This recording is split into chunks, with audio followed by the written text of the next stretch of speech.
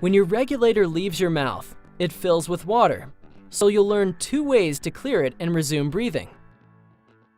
The first is the exhalation method.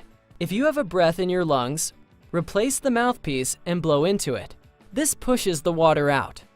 Your head needs to be relatively upright so the exhaust valves are in the lowest position. And of course, you must exhale before you inhale. Use the purge method if you don't have much air to exhale. Replace the second stage, stick your tongue against the mouthpiece to block it, and push the purge button for a moment, like this. This pushes out the water. Blocking the mouthpiece helps keep water from spraying in and making you cough. With either method, because you should never hold your breath, remember to blow a steady stream of small bubbles when the regulator is out of your mouth. It helps to make a continuous ah sound so you keep your airway open. After clearing, inhale your first breath gently and cautiously, in case there's residual water. If you release your second stage, depending upon your position, it may drop in front of you or it may end up behind your shoulder out of sight. To recover with the arm sweep method, in a relatively upright position like this, lower your right shoulder. Extend your right arm backward along your cylinder, then sweep outward like this to locate the hose. Follow the hose to the second stage, replace and clear it. With the reach method, reach back to the first stage, find where the hose attaches and follow it out like this. It sometimes helps to lift the cylinder up and to the right with your left hand. With either method, blow bubbles when the regulator is not in your mouth. When swimming, a dropped regulator usually hangs in front of you where it's easy to find. But if you ever have difficulty relocating your second stage, don't waste time trying to find it. Just switch to your alternate air source and then get your buddy to help. It's normal for some water to trickle into your mask, but it's easy to get rid of it. Hold the top of your mask, then while exhaling slowly and steadily through your nose, look upward. Your breath forces the water out the bottom edge of your mask. Start exhaling before you look up so you don't get a little water in your nose. Some masks have a purge valve for clearing. If yours does, hold the mask firmly against your face and look down while exhaling. The water goes out the valve. By the way, if you normally wear contact lenses but can see well enough without them, you may want to have them out during your training dives. But if you need them, tell your instructor and keep your eyes closed so you don't lose them when learning to clear your mask. Use your SPG to manage your air supply at all times. With good air monitoring and management habits, you avoid running out of air, so they're obviously important habits to develop. With a full cylinder, your SPG reads close to the cylinder working pressure. Pay attention to how fast you use your air. You'll notice you use it faster as you exert more and when you dive deeper. With experience, you get a feel for how much air you use. Also with experience, you'll use less air as you relax, control your buoyancy better, and move more efficiently. Note the caution zone, which indicates when you have 50 bar or 500 psi left. If your SPG is part of your computer, the display may blink or have some other alert. This is your reserve pressure. You plan and execute dives so you have at least this remaining after you're out of the water. During training, alert your instructor when you're getting close to 50 bar or 500 psi. Your instructor may ask for alerts at other pressures. During the course, you'll learn to turn the dive, that is, head back to the boat or shore, based on your remaining air supply.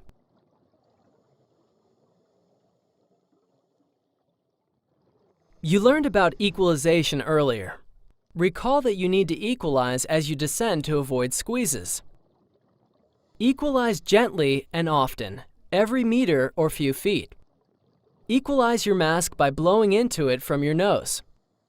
Descend slowly and be patient. Do not use long, forceful equalization, which can damage your ears and cause hearing loss. If you have difficulty equalizing, stop your descent, signal your buddy and your instructor, ascend a bit and try again. After equalizing, descend more slowly and equalize more often. Never continue descending if you can't equalize. The most popular dive kick is the flutter kick. To do this without wasted effort, starting neutrally buoyant, horizontal and level, kick from the hip with your arms at your side or against your body, like this. Your knee doesn't bend much, and it's a slow, long kick. Stay well above the bottom so you don't damage fragile organisms. You may learn other kicks depending upon your preferences or to meet specific needs. This is the frog kick. Many experienced divers use it most of the time instead of the flutter kick.